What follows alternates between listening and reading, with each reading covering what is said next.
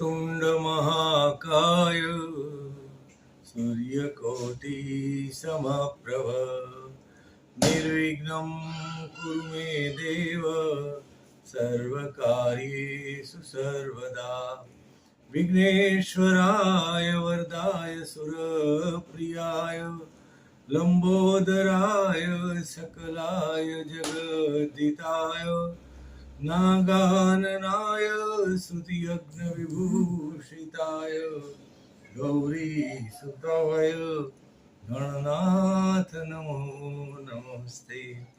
ओम गंगणपते नमः। ओम शारदाय नमः। शांताकारं भुजगशयनं पद्मनाभं सुरेशं विश्वाधारं गगनसदृशं मेघवर्णं शुभांगं लक्ष्मीकान्तं कमलनयनं योगिभिर्धान्यगम्यं वन्दे विष्णुं भवभयहरणं सर्वलोकैकनाथं। त्वमेव माता च पिता त्वमेव बन्धुश्च सखा त्वमेव विद्या द्रविणं त्वमेव सर्वं मम देव वसुदेवं सुतं देवं कंसचाणूरमर्दनं देवकी परमानन्दं कृष्णं वन्दे जगद्गुरुं। मुखं करोति वाचालं पङ्गुमलङ्घयते गिरिं यत्कृपातमः वन्दे परमानन्दं माधवम्। ॐ कृष्णाय वासुदेवाय हरे परमात्मने प्रणतक्लेशनाशाय गोविन्दाय नमो नमः। गोविन्दाय नमो नमः। श्रीकृष्णं शरणं मम श्रीकृष्णं शरणं मम। मनोजवं मारुतुल्यवेगं जितेन्द्रियं बुद्धिमतां वरिष्ठं वातात्मजं वानरयूथमुख्यं श्रीरामदूतं शरणं प्रपद्ये। श्रीरामदूतं शरणं प्रपद्ये। जय हनुमन्ते जय हनुमन्ते जय हनुमन्ते कृपा करो। आइए हनुमंत बिराजिए कथा सुनो श्री राम की। श्री रामचंद्र भगवान की जय। श्री कृष्णचंद्र भगवान की जय। श्री क्लिंगरी महादेवनी जय। द्वारिकाधीशनी जय। आदि कवि महर्षि वाल्मीकि रचित रामायण अयोध्या कांड जनक અને અષ્ટાવક્ર સંવાદનું પ્રકરણ 4। જે સ્વભાવથી શૂન્ય ચિત્તાંકી ચંદ છે તે કોઈ વડ્યા વિષયોની ભાવના કરતો દેખાય તો પણ તે માત્ર આનંદ પ્રમોદ માટે જ ખેલ કરે છે। તેમાં રાગ કે ફળની લાલસા હોતી નથી। તેને તેમ કરવાનું કોઈ કારણ હોતું નથી। પરમાત્મા મહાન મહાજીવન છે, અનંત ચૈતન્ય છે। તે અનેક રૂપે પ્રગટ થાય છે। પુષ્પોના વિવિધ રંગોમાં, પક્ષીઓના કલરવમાં, સમુદ્રના તરંગોમાં, કવિની ઉર્મિઓમાં અને વાયુની લહેરોમાં, પરંતુ તેનું કોઈ કારણ હોતું નથી। જ્યારે સ્પૃહા રહી નથી ત્યારે ધન શું, મિત્રો શા, બંધન અને મુક્તિ શું? જો બંધન ભ્રાંતિ હોય તો મુક્તિ પણ ભ્રાંતિ છે।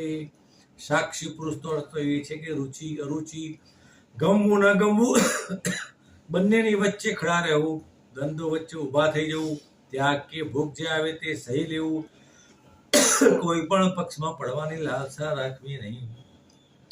જેણે સાક્ષી પુરુષને જાણ્યો તેને પરમાત્માને જાણી લીધો, તે તો મુક્ત જ થયો, તેને વળી મુક્તિ શાની? જેનું અંતઃકરણ વિકલ્પ શૂન્ય હોય ને બહાર ભ્રાંતની પેઠે રહેતો હોય એવા સ્વચ્છંદ સ્વાત્માને અનુસરનારાની વિવિધ દશા તો તેના જેવા જ સમજી શકે। યુદ્ધ કરાવનાર, યુદ્ધ કરનાર અને યોગી કૃષ્ણને સમજવા હોય તો તેમના જેવા બનવું પડે। તે વિના તે સમજાય નહીં। દૂરથી તો હિંસક તો તે હિંસક પણ લાગે, અહિંસક પણ લાગે, ગોપીઓના પ્રિયજન લાગે અને કંસના કાળ પણ જણાય. જેની પાસે થોડી ઘણી પણ જાગૃત બુદ્ધિ હશે તે તો થોડા ઉપદેશથી પણ જાગી જશે.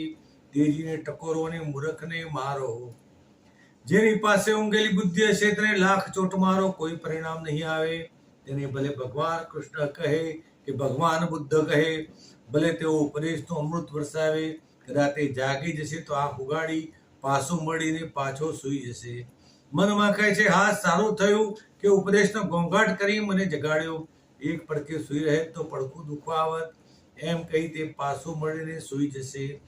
તેને ગમે તેટલું કહો તે માત્ર કાનથી સાંભળશે પણ ધ્યાનથી સાંભળશે જ નહીં. મનુષ્ય સુષુપ્ત દશામાં જુએ છે તો તેને સંસાર દેખાય છે, જાગીને જુએ છે તો પરમાત્મા દેખાય છે. એક જ વસ્તુના બે રૂપ છે, વસ્તુ બે નથી. ઊંઘતાને પરમેશ્વરમાં પણ સંસાર દેખાય છે, જાગતાને સંસારમાં પણ પરમેશ્વર દેખાય છે. ઊંઘતો કહે છે પરમેશ્વર ક્યાં છે, આ તો સંસાર છે. જાગૃત કહે છે સંસાર ક્યાં છે, આ સર્વ કાંઈ પરમેશ્વર જ છે. સત્ય એક દર્શન બે જેવી જેની બુદ્ધિ, આગળ જતા અષ્ટાવક્ર મોક્ષ અને બંધનું વિજ્ઞાન કહે છે. તેમણે કહ્યું, હે રાજા જનક, આટલું જ માત્ર વિજ્ઞાન છે, પછી તને જેમ ઠીક લાગે તેમ કર. મોક્ષ એ તારી ચૈતન્ય સ્થિતિ છે, જે દમન કે બળાત્કારથી પ્રાપ્ત થઈ શકતી નથી.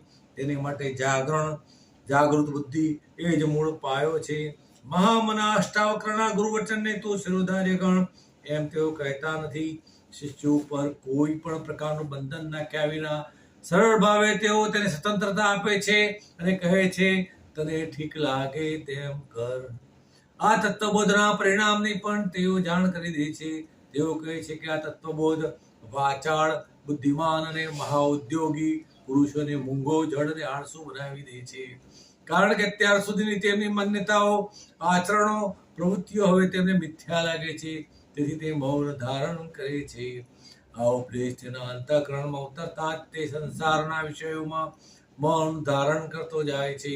બુદ્ધિની શક્તિ તે સમજી લે છે અને કંઈ પણ તર્ક વિતર્ક કરતો નથી. જાણી જોઈને જડ બને છે. ભોગ વિલાસ માટે ધન તો જોઈએ જ, પરંતુ તેના માટે પ્રપંચી ઉદ્યોગ કરવાનો વિચાર માંડી વાળી તેમાંથી આળસુ થતો જાય છે. તેમની આવી સ્થિતિ જોઈ સંસારી જતો તેમને ઓળખવામાં ભૂલ ખાઈ જાય છે. તેમને મૂંગા, જડ અને આળસુ માને છે. તું ચૈતન્ય સાક્ષી નિરપેક્ષ છે એવું જાણીને સુખેથી રહે. રાગ દેશ એ મનના ધર્મો છે, તારા નથી એટલે તેને ગણકારીશ નહીં. તું નિર્વિકલ્પ, નિર્વિકાર અને બોધ સ્વરૂપ છે.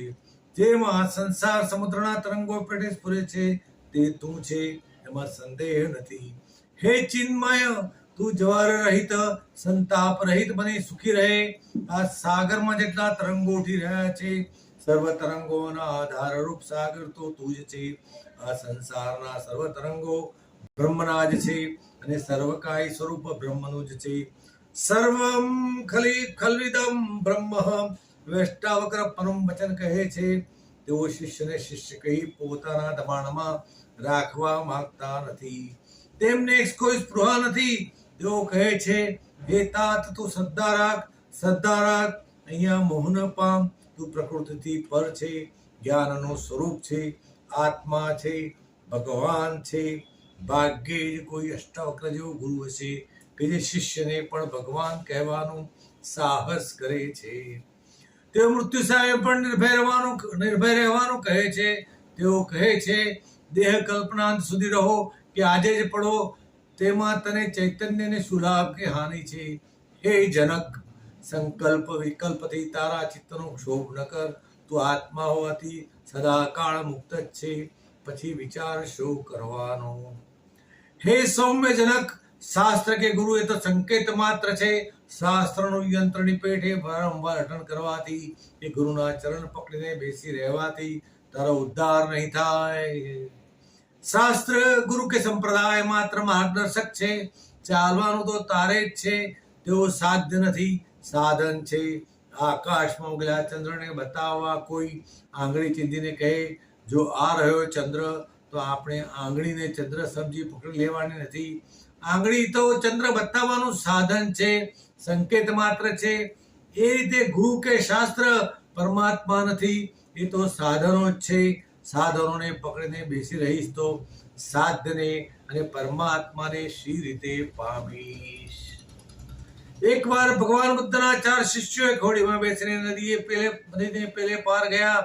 સામે કાંઠે ગયા પછી એક શિષ્ય કહ્યું, આ હોડી આપણને તાર્યા, હોડી તો આપણી તારણહાર છે.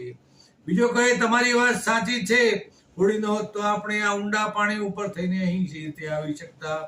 આ બંનેની વાત બીજા 2 શિષ્યોને ગળે ઉતરી ગઈ. તેમણે કહ્યું, આ આપણા તારણહારનો આપણે ત્યાગ ન કરવો જોઈએ, તેને છોડાય કેમ? આ વાત સાથે 4 જણા સંમત થયા અને જેમ અંધ ભાવિકો ગુરુની પાલખી ઉઠાવે તેમ હોડીને માથે ચડાવીને ચાલતા ચાલતા ભગવાન બુદ્ધના વિહારમાં ગયા. બુદ્ધે જ્યારે આ વાત જાણી ત્યારે તેઓ હસીને બોલ્યા, અરે ભોળા જનો, ગુરુ હોય, ધર્મગ્રંથ હોય કે નાવ હોય, એ તો બધા સાધનો છે. સાધ્ય પામવું હોય તો સાધનો છોડે જ છૂટકો. સાધનોને વળગી રહેશો તો ઉલટો અનર્થ થશે. તે તમને તારશે નહીં પણ ડુબાડશે. ઉલટો પરિશ્રમ કરવાથી સુખને ઠેકાણે દુઃખ પ્રાપ્ત થાય છે.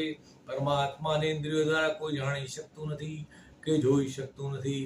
આટલો ઉપદેશ સમજીશ તો પણ તું નિર્વાણ રૂપ પરમ સુખને પામીશ. શ્વાસ લેવો અને મૂકો, અન્ન પચાવવું ન પચાવવું જેમ આપમેળે થયા કરે છે, તેમ આંખો ઉગાડવી બંધ કરવી એ પણ સ્વાભાવિક ક્રિયા છે. પરંતુ જો તું કરતા ભાવ રાખીને આંખો ઉગાડતો મીંચતો હોય તો કરતા ભાવ જ દુઃખનું કારણ છે. એટલે આંખ મીંચવા ઉગાડવાથી પણ જેને ત્રાસ થાય છે એવા આળસુઓનો આગેવાનો જ સુખ પ્રાપ્ત કરે છે, બીજાઓ નહીં. વળી જેને આત્મદ્રષ્ટિ છે તે આંખો ફાડી ફાડીને બાહ્ય પદાર્થોના રૂપરંગ જોવામાં તલ્લીન થતો નથી. ભલે કઈ રૂપના અવતાર સ્ત્રી હોય કે કોઈ ભવ્ય શોભાયાત્રા હોય, તે જોવાની લાલસામાં આંખ પણ ઉગાડતો નથી. કદાચ તેની આંખો આગળ કોઈ વિભત્સ દ્રશ્ય હોય કે ઘૃણાત્મક વસ્તુ હોય, તેથી તે તિરસ્કાર પૂર્વક આંખો બંધ કરતો નથી. તેને તો આત્મદ્રષ્ટિ પ્રાપ્ત થયેલી હોવાથી પરમ સુખ જ છે. ભલે લોકદ્રષ્ટિએ તેની ગણના આળસુઓમાં થતી હોય. જ્ઞેય પ્રાપ્તમ જ્ઞાનમ પરિત્યજ્યેત. જ્ઞેય મેળવવાની વસ્તુ પ્રાપ્ત થયા પછી જ્ઞાન તજી દેવું, કારણ કે તે પછી જ્ઞાન કે ઉપદેશ કોઈ કામના રહેતા નથી. ભગવાન શંકર, વિષ્ણુ કે બ્રહ્મા આવીને તને ઉપદેશ દે, પરંતુ તને સાધ્યની અનુભૂતિ થઈ ચૂકી હોય પછી તેમના ઉપદેશનો કોઈ અર્થ રહેતો નથી. તું ભિન્ન ભિન્ન ઉપદેશોને મનમાં કાટમાળની પેટે ભરીશ નહીં. આવા ઉપદેશો તો તારા મનમાં શાંતિનું મેળન કરશે. ઉપદેશ તો સાધ્યની અનુભૂતિ થવા માટેનું જ સાધન છે. માટે તું બધા ઉપદેશો ભૂલી જઈને સાધ્યમાં લીન થા, તેના વિના તને શાંતિ મળશે નહીં. હે જનક, તારે જનસમૂહમાં, લોકટોળાઓમાં કે સંગઠનોમાં પ્રીતિ રાખવાની નથી. તારે એકાકી એકલા જ રહેવાનું છે. ધર્મ કે જ્ઞાન પ્રાપ્તિમાં ટોળાની આવશ્યકતા નથી. ગોળનું ગળપણ ચાખવા, કોઈ સાથે સ્નેહ રાખવા, આત્મજ્ઞાન પામવા કે પોતાની સુધાતુક્તિ માટે ટોળાનો કોઈ ઉપયોગ નથી. એ બધી વ્યક્તિગત વસ્તુ છે. આત્માની અનુભૂતિમાં પણ ટોળાનો કોઈ ઉપયોગ હોતો નથી. ટોળું તો આત્મચિંતનમાં વિક્ષેપરૂપ છે, સહાયરૂપ નથી. અષ્ટાવક્ર જેવો જ શ્રી કૃષ્ણએ ગીતામાં બોધ આપ્યો છે. ટોળાના કહ્યા પ્રમાણે ચાલવાનું હોય તો તેમાં જ્ઞાનની આવશ્યકતા નથી. વળી એ સહેલું પણ છે. પણ જો તારે સ્વતંત્ર રીતે ચાલવું હોય તો તે એકલા એ ચાલવું પડશે અને એ અઘરું પણ લાગશે. છતાં એકલા ચાલ્યા વિના તારું શ્રેય નથી. ટોળામાં ઈચ્છાને અનુસરવું સરળ છે, એકાંતમાં પોતાના આત્માને અનુસરવું સરળ છે. એકાંત સેવન આત્મજ્ઞાનની પ્રાપ્તિનો ઉપાય છે અને લોક સમૂહે સંસાર પ્રાપ્તિનો ઉપાય છે, એમ તું સમજ.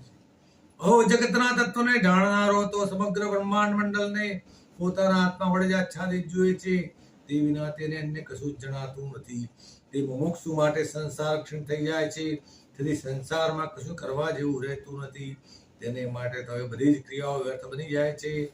આત્માની શક્તિ દૃઢ પ્રતીતિ થાય છે ત્યારે ભક્તિભાવ પણ ઓસરી જાય છે. તેનું એક પાન કરતું જાય છે. ભક્તિનું મહત્વ તો આત્માનું પ્રાબલ્ય ન સમજાય ત્યાં સુધી જ છે. સર્વ પ્રકારની ઈચ્છા અનિચ્છાથી મુક્તજન પણ સામાન્ય મનુષ્યની પેટે જ ખાય છે. એ જ પ્રમાણે પીવે છે ને એ જ પ્રમાણે સૂંઘે છે ને એ જ પ્રમાણે બોલે છે ને એ જ પ્રમાણે ચાલે છે, પરંતુ તે કોઈ પણ ક્રિયા હેતુપૂર્વક કરતો નથી. કશાયમાં તેને આસક્તિ હોતી નથી, તેના મનમાં હિંસા કે કરુણા નથી, ઉદ્ધતા કે નમ્રતા નથી, ક્ષોભ કે ઐશ્વર્ય નથી. તે તો શૂન્ય ચિત્ત જ બનેલો છે. આવો મનુષ્ય શંકા, સમાધાન, હિત અહિતની કલ્પના પણ કરી શકતો નથી. જ્યાં તેનું ચિત્ત જ નાશ પામ્યું છે, પછી કલ્પનાના ઉદ્ભવ ક્યાંથી થાય? પ્રકાશ અને અંધકાર, સ્વપ્ન અને સુષુપ્તિ રહિત જેનું મન નાશ પામ્યું છે, તેની તો વાત જ શી કરવી? તેની તો અવર્ણનીય સ્થિતિ છે. इति श्री महर्षि वाल्मीकि रचित अयोध्या कांडना श्री राजा ने अष्टावक्र संवादनु प्रकरण 4 समाप्त. बोलो श्री रामचंद्र भगवान की जय. कृष्ण कन्हैया लाल की जय. एकलिंगजी महादेवनी जय. अच्युतम केशवम राम नारायणम कृष्ण दामोदरम वासुदेव श्रीहरि. श्रीधरम माधवम गोपिका वल्लभम जानकी विनायकम श्री रामचंद्रम भजे. सर्वे भवन्तु सुखिनः, सर्वे सन्तु निरामया, सर्वे भद्राणि पश्यन्तु, मा कश्चिद् दुःखभाग् भवेत्. ओम शांति शांति शांति.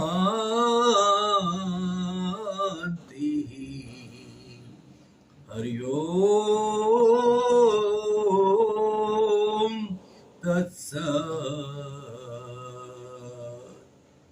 रघुपति राघव राजा राम पतित पावन सीताराम.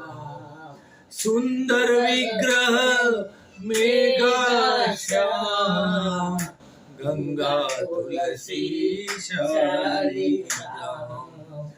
रघुपति राघव राजा राम पतित पावन सीताराम. सीताराम सीताराम भगत जन प्रिय.